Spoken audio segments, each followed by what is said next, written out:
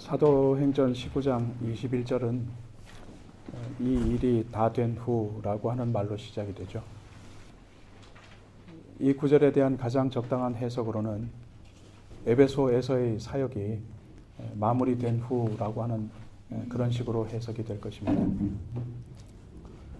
다시 말해 에베소에서의 2년 동안의 사역이 끝나갈 무렵이다 하는 것이겠죠.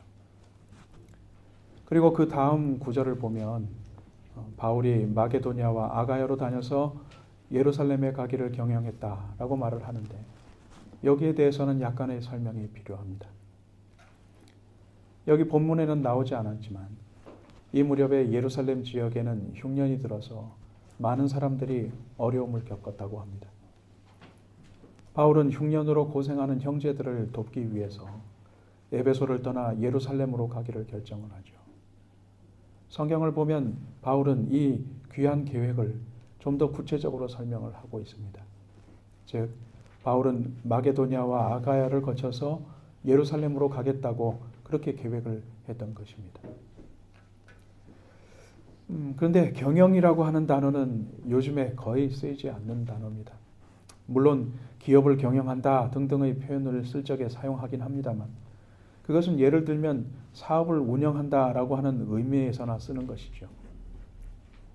여기 본문에서의 경영은 계획한다 혹은 연구한다라고 하는 뜻이라고 말을 합니다. 그런데 그리스어 성경을 바라보게 되면 이 부분의 의미가 아주 다른 것을 보게 됩니다. 이 부분을 문자 그대로 번역을 하면 바울이 성령 안에서 결정했다라는 정도로 해석이 될 것입니다. 바울은 에베소를 떠나 예루살렘으로 가는 일을 기도하는 가운데 신중하게 계획을 했습니다. 뿐만 아니라 바울은 이번에 예루살렘에 가는 길에 보다 원대한 계획을 실천에 옮기려고 했다는 것입니다. 이 계획이 바로 다음에 나오는데 그것은 로마로 가는 것이었습니다.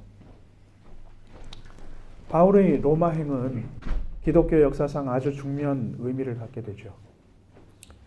바울의 로마행은 여러 차례 하나님의 지지와 격려를 받았습니다. 예를 들면 바울이 체포되어서 예루살렘의 옥에 갇혔을 때 주님께서는 바울에게 나타나서 그를 이렇게 격려하신 적이 있었습니다. 그날 밤에 주께서 바울 곁에 서서 이르시되 담대하라, 네가 예루살렘에서 나의 일을 증거한 것 같이 로마에서도 증거하여야 하리라. 또 배를 타고 가다가 큰 폭풍을 만났을 때 바울은 이렇게 간증한 바가 있습니다. 나의 섬기는 하나님의 사자가 어젯밤에 내 곁에 서서 말하되 네가 가이사 앞에 서야 하겠고. 아무튼 바울은 이후로도 끊임없이 로마로 갈 것을 계획하고 기도했던 것이 분명합니다. 그러나 로마서 1장에서 바울은 이렇게 말을 하지요.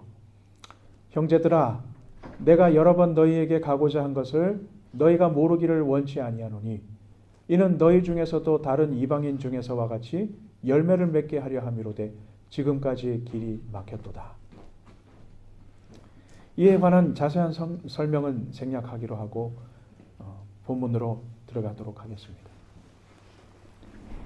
오늘 본문은 에베소에서 일어난 한 가지 소동을 기록해 놓았죠. 이 소동의 주동자는 데메드리오라고 하는 인물입니다.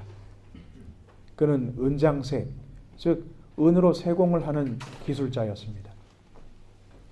이 사람은 아데미의 은감실, 즉 은으로 아데미 신전의 미니어처 같은 것을 만들어 파는 사업을 하던 사람이었습니다. 그 사업이 매우 번창을 했는지 데메드리오는 많은 직공을 두고 사업을 하고 있었죠. 우리의 짐작이 틀림없는 것은 돈을 많이 벌었을 것이라 하는 것입니다. 그런데 그는 얼마 전부터 사업에 어려움을 당하고 있었습니다. 바울 때문이었습니다. 바울이 에베소에 와서 복음을 전하면서 문제가 생긴 것이죠. 바울을 중심으로 복음이 활발하게 전파되자 이 지역에서 아데미를 신봉하는 사람들이 현저하게 줄어들었고 따라서 데메드리오의 사업이 막심한 타격을 받게 된 것입니다. 그는 직공들을 모아놓고 이렇게 말을 합니다. 제가 이 부분을 공동번역 성경으로 읽어드리겠습니다. 여러분, 여러분도 알다시피 우리는 이 사업으로 잘 살아왔습니다. 그런데 그 바울로라고 하는 자가 사람의 손으로 만든 것은 신이 아니라고 하면서 이 에베소에서뿐만 아니라 거의 아시아 전역에서 많은 사람들을 설득하여 마음을 돌려놓았다는 사실을 여러분은 보고 들었을 것입니다. 이대로 가다가는 우리 사업이 타격을 입을 뿐만 아니라 위대한 여신 아르데미스 신당이 괄시를 받게 되고 마침내는 온 아시아와 온 세계가 숭상하는 이 여신의 위신이 땅에 떨어지고 말터이니 참으로 위험한 일입니다. 에베소는 아데미 신을 정성 들여 섬기는 것으로 유명한 곳이었습니다. 오죽하면 사도행전 19장 35절에서 서기장이 에베소는 아데미의 전각직이라고까지 말을 했겠습니까? 데메드리오의 선동은 성공했습니다. 그의 말을 들은 직공들은 흥분해서 함께 외칩니다. 에베소의 아데미 여신 만세. 그리고 이 모임에 에베소 사람들이 많이 합세하면서 온 도시가 소란스러워졌던 것입니다. 이들은 바울의 일행 가운데 마게도니아 사람 가이오와 아리스다고를 붙잡아서 극장으로 몰려갑니다. 두 사람을 끌고서 극장에 도착했을 때 이 소식을 듣고 바울이 급히 쫓아오죠. 바울은 이들이 모인 곳으로 들어가려고 합니다. 그렇지만 그의 가까운 친구들이 그를 막습니다. 바울이 극장 안으로 들어간다면 무슨 일이 벌어질 것이 틀림없었기 때문이겠죠. 그런데 성경은 한 가지 어이없는 사실을 기록해 놓았습니다. 이들 중에 무엇 때문에 자기가 여기 있는지조차 모르는 사람이 반 가까이나 되었다 하는 사실입니다. 참으로 많은 사람들이 흥분한 채로 모여 있었습니다만 사실은 자기가 무엇을 하고 있는지도 모른 채 그냥 자기가 하고 싶은 소리만 내지르고 있었다 하는 것이었습니다. 사도행전 19장 33절 이하에 또 하나의 흥미로운 에피소드가 끼워져 있죠. 유대인들이 알렉산더를 내세워서 무슨 말을 하려다가 저지당한 사건이 바로 그것입니다. 알렉산더가 군중 앞에 서는 순간 그들은 소리를 질러서 그의 말을 막아버립니다. 알렉산더는 2시간이나 고래고래 아데미 여신 만세를 외쳐대는 에베소 사람 앞에서 입도 뻥끗하지 못하고 그냥 물러납니다. 이 유대인들은 자신을 바울 일행과 구별해달라고 요청하려 했던 것이 아닌가 짐작합니다. 에베소 사람들이 지금 소리소리 지르면서 바울 일행을 끌고 다니는데 이렇게 되면 에베소 사람들이 유대인 모두를 가리지 않고 싫어하거나 혹은 위협할 것이 분명했기 때문일 것입니다. 이 비정한 유대인들은 동족들이 위험한 처짐에 처해 있음에도 불구하고 자신의 신분들만 보호받기를 원했다는 것이죠. 어쨌든 극장에 모인 군중의 모습은 무질서 그 자체였습니다. 그들은 오랜 시간 모여서 흥분하여 소리 질렀지만 어떠한 결론도 내려지지 않을 것 같이 보였습니다. 이들 앞에 마침내 서기장이 서게 됩니다. 서기장이라고 하는 자리는 로마 관리가 아니었습니다. 에베소는 자유도시여서 자치적으로 의회를 구성했죠. 이 의회의 서기자는 의회에서 서기로 일하는 자들의 우두머리였습니다. 지금 이 자리에 선 서기장이 로마 사람인지는 분명치 않습니다만 지역 주민에 의해서 선출된 사람이니만큼 에베소 사람들의 신망이 적지 않았을 것이라고 짐작해도 좋습니다. 과연 이 사람의 발언은 성난 군중의 주목을 끌었습니다. 그리고 그의 발언이 이어집니다. 그는 이렇게 말합니다. 에베소 사람들아, 에베소 성이 큰 아데미와 미스스에게서 내려온 우상의 전각지기가 된 것을 누가 알지 못하겠느냐? 이 일이 그렇지 않다 할 수 없으니 너희가 가만히 있어서 무엇이든지 경솔히 아니하여야 하리라. 그가 말하려는 것은 에베소 사람들이 자부심 높은 아데미 신의 추종자인 만큼 이 일에 대해서 신중하게 처신해야 한다 하는 것입니다. 서기장은 이들을 한껏 축혀 세우는 표현을 한 것이 틀림없습니다. 그리고 이 칭찬이 효과를 냈는지 군중들은 서기장의 말을 듣기 시작합니다. 그가 이어서 말을 합니다. 군중이 지금 끌고 온 바울의 일행, 즉 가이오와 아리스다고가 에베소에 실질적인 피해를 주지 않았고 그럼에도 불구하고 판결할 것이 있다고 한다면 적법하게 절차를 밟아야 하지 않겠느냐 하는 것입니다. 서기장은 마지막에다가 하나의 커다란 못질을 합니다. 그래서 무질서한 이 무리들에게 겁을 주고 있습니다.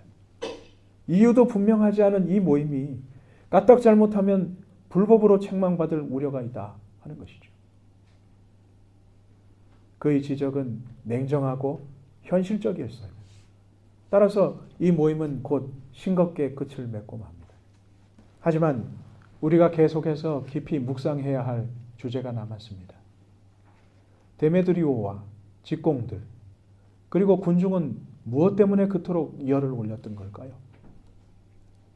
불타는 종교심 때문에? 데메드리오의 말솜씨 때문에? 기독교인 혹은 유대인에 대한 증오심 때문에? 우리는 데메드리오의 발언에서 실마리를 발견합니다. 데메드리오는 바울과 예수교가 자신들에게 가져단 위협을 다음과 같이 두 가지로 설명을 하고 있습니다.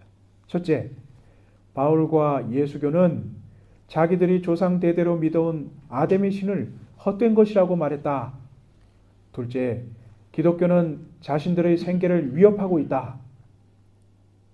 곰곰이 생각해 보면 기독교는 에베소 사람들의 사는 이유와 사는 방법을 송두리째 위협했던 것입니다. 이것은 분명한 사실입니다. 너희가 조상 대대로 믿어온 종교가 잘못되었다.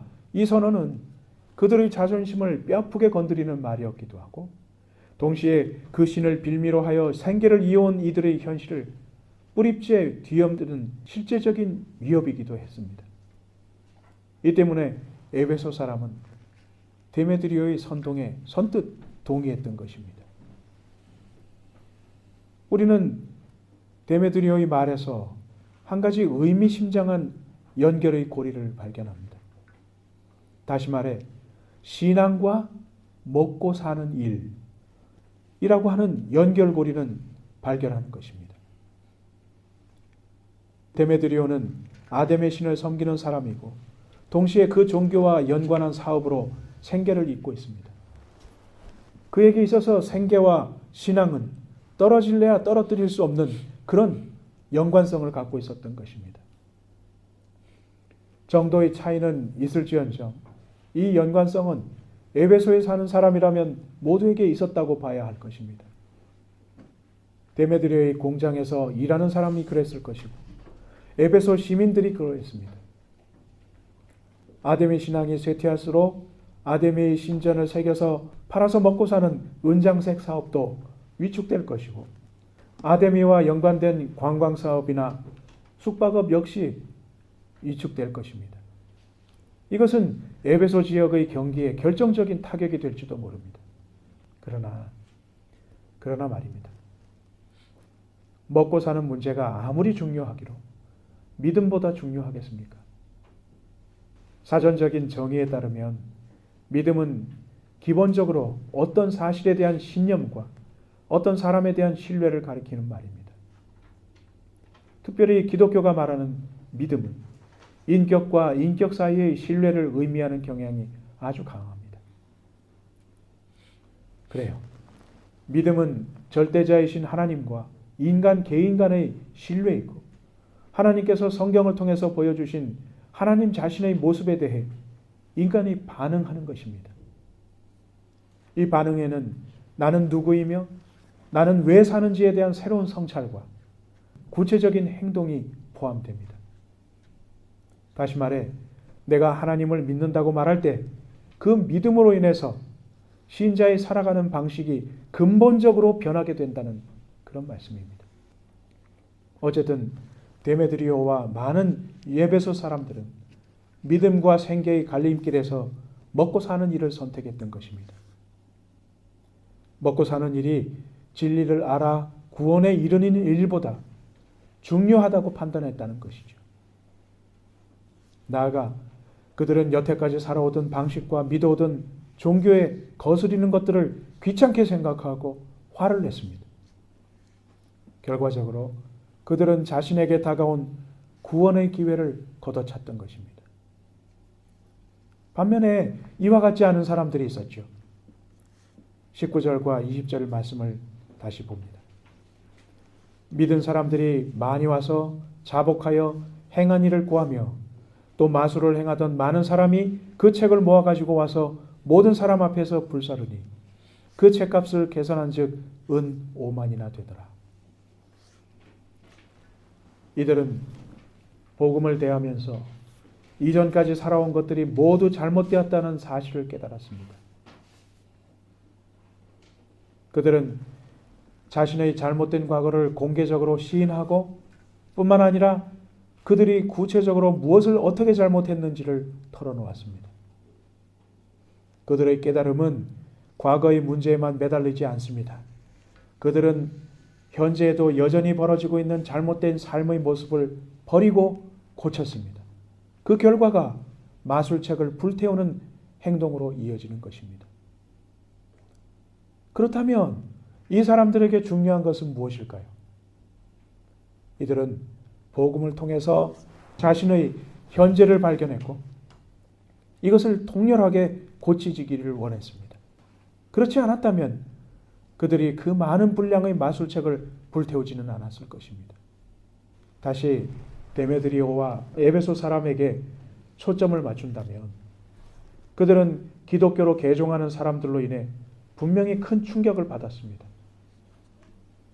그들은 자기에게 닥쳐올 불이익과 생계의 위협에만 주목했던 것입니다. 그들에게는 진리 앞에 드러난 자신의 죄보다 먹고 살 일이 더욱 중요했다는 것이겠죠. 26절을 보면 데메드리오와 에베소 사람들은 바울이 에베소뿐만 아니라 소아시아 전역에 그리스도의 복음을 전했으며 적지 않은 사람들이 기독교로 개종했다는 소식을 잘 듣고 있었습니다. 그렇게나 많은 사람들이 복음을 듣고 개종하였다면 그 복음이 사람들의 생계나 위협하는 위험한 물건이라고 치부하고 말 일은 아니지 않겠습니까? 여기까지 이르러서 우리는 누가복음 14장 16절로 20절에서 주님께서 말씀하신 것을 떠올립니다. 어떤 사람이 큰 잔치를 배설하고 많은 사람을 청하였더니 잔치할 시간에 그 청하였던 자들에게 종을 보내어 가로되 오소서 모든 것이 준비되었나이다 하며 다 일치하게 사용하여 하나는 가로되 나는 밭을 샀음에 불값을 나가보아야 하겠으니 정컨대 나를 용서하도록 하라 하고 또 하나는 가로되 나는 소 5겨리를 샀음에 시험하러 가니 정컨대 나를 용서하도록 하라 하고 또 하나는 가로되 나는 장가 들었으니 그러므로 가지 못하겠노라 하는지라. 어떤 사람이 큰 잔치를 열어서 사람들을 초청합니다. 그러나 어떤 사람은 나는 밭을 샀기 때문에 거기 가봐야겠다고 하고 또 어떤 사람은 소를 샀는데 그걸 시험해 봐야 한다고 또 어떤 사람은 내가 장가를 갔기 때문에 등등의 이유를 붙여서 잔치에 오지 않았습니다. 그들 각자에게는 그럴듯한 이유가 되겠지만 남들이 볼 때는 실로 어이없는 일이라고 보여지는 이유들이 아니겠습니까? 우리는 이들이 내세운 이유가 정당하지 못하다고 봅니다. 그래요. 밭 사고 장가 가고 소 사는 게 바쁜 이유가 될 수 있습니다. 밭을 갈지 말라는 것도 아닙니다. 소를 돌보지 말라는 것도 아닙니다. 그렇다고 그게 잔치에 오지 못할 만큼이나 급박한 일은 아니라는 것입니다. 예수님께서 잔치와 결혼 혹은 밭 혹은 소 등을 비교하신 것은 어떤 것이 더 중요하고 어떤 것이 더 시급한 일인지를 판별하는 뜻입니다. 결론을 말씀드리자면 이렇습니다. 가장 우선하는 일이 가장 급한 일입니다. 이 사실은 언제나 진리입니다. 누군가가 A라고 하는 일을 놔두고서 B라고 하는 일을 먼저 한다면 우리는 이 사람이 A보다 B를 더 중요하게 생각한다고 판단해도 좋을 것입니다. 여기서 다시 데메드리오를 판단하자면 그는 복음과 구원보다 생계를 더 중요하게 여긴 것이죠.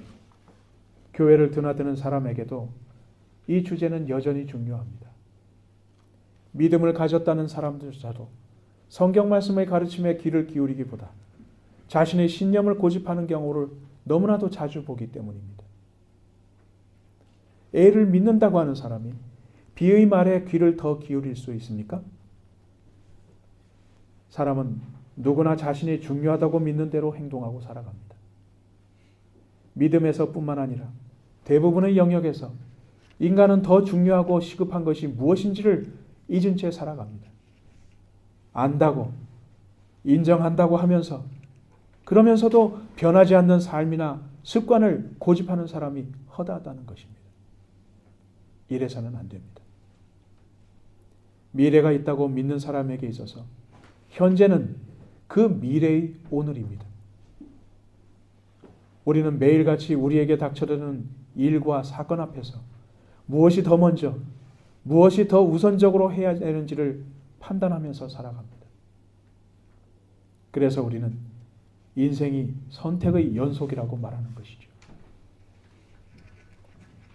가정을 해봅시다. 데메드리오가 복음을 들을 때 그것이 나의 생계에 어떤 영향을 줄 것인가 보다 그 말씀이 나 자신에게 어떤 의미가 있는가에 관심을 기울였다면 어떤 일이 벌어졌을까요? 그는 세상에 사는 동안 돈이 없음으로 인해서 약간 불편했을 것입니다. 그러나 그 대신 참 생명이라고 하는 선물을 영원토록 즐길 수 있었을 것입니다. 인간은 본성적으로 진리를 추구하게 되어 있습니다. 그러나 참으로 슬픈 일은 많은 사람들에게 그 진리가 참되고 바르게 사는 원리로 받아들여지지 않는다는 사실입니다.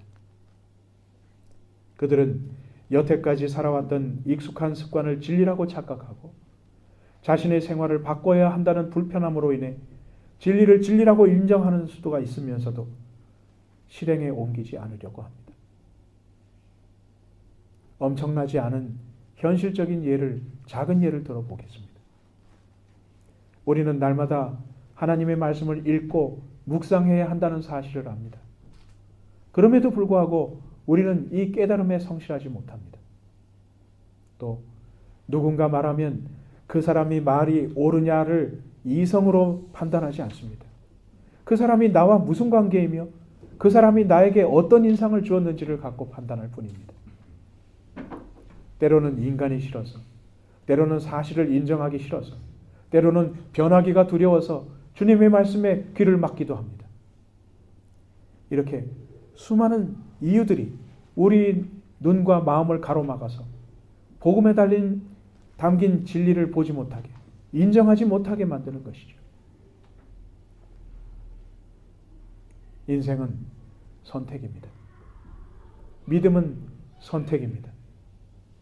무엇이 더 중요한지를 아는 것이 믿음이고 따라서 믿음은 곧 참다운 지혜에 도달하는 방법입니다. 여러분, 저는 지난 주간부터 간간히 한 가지의 기도 제목을 성경 공부 모임이나 교사 모임, 찬양팀 모임 같은 데서 내놓기 시작했습니다. 그것은 우리 교회가 좀 더 하나님의 말씀을 묵상하고 기도하는 일에 열심을 갖게 해달라는 것이었습니다. 당장 우리 교회는 돌아오는 2월 말에 2주에 걸쳐서 성경을 묵상하는 법에 관하여 자녀를 신앙으로 교육하는 일에 관하여 귀한 말씀을 전해주실 강사를 모시고 모임을 갖게 될 것입니다.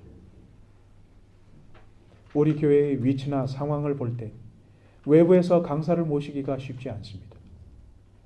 사실 이 일을 위해서 저 개인적으로 몇 년간이나 주변의 지인들에게 하소연을 하기도 하고 화를 내기도 하면서 우리 교인들에게 유익한 말씀을 전해달라고 거의 떼를 쓰다시피 살아왔습니다. 그런 결실 중에 하나가 겨우 맺어지는 모양입니다만 그보다 더 중요한 것이 있습니다. 우리 자신이 이 문제에 관하여 깊은 관심을 갖고 우선순위를 두는 것입니다. 우리 자신이 갈증을 느끼지 않는데 어느 누가 와서 우리를 도울 수 있겠습니까? 우리는 하나님의 사람이며 따라서 하나님의 말씀을 우리 삶의 기준으로 삼아야 합니다. 그의 말씀에 귀를 기울이지 않고 그의 말씀을 읽는데 시간을 투자하지 않으면 안 됩니다. 성경은 우리에게 더 많이 가진 사람이 되기보다 지혜로운 사람이 되기를 요청합니다. 더 많이 아는 것도 중요하지만 바르게 선택을 하는 것이 더 중요하기 때문입니다. 지혜가 여기 있습니다. 중요한 것이 무엇인지를 아는 것이고 그것을 선택하는 것입니다. 사랑하는 여러분, 예전의 습관과 이미 갖고 있는 것을 버리기가 두려워서 더 나은 것을 선택하지 못하는 사람처럼 어리석은 인간은 없습니다. 복음 앞에 온몸으로 마주서서 더 나은 것을 용감하게 선택하는 사람이 참된 진리를 그리고 참되게 지혜를 갖고 있는 사람입니다. 그러므로 여러분, 진리를 삶의 기준으로 받아들이는 진정으로 지혜로운 사람이 되시기를 오늘의 말씀을 가지고서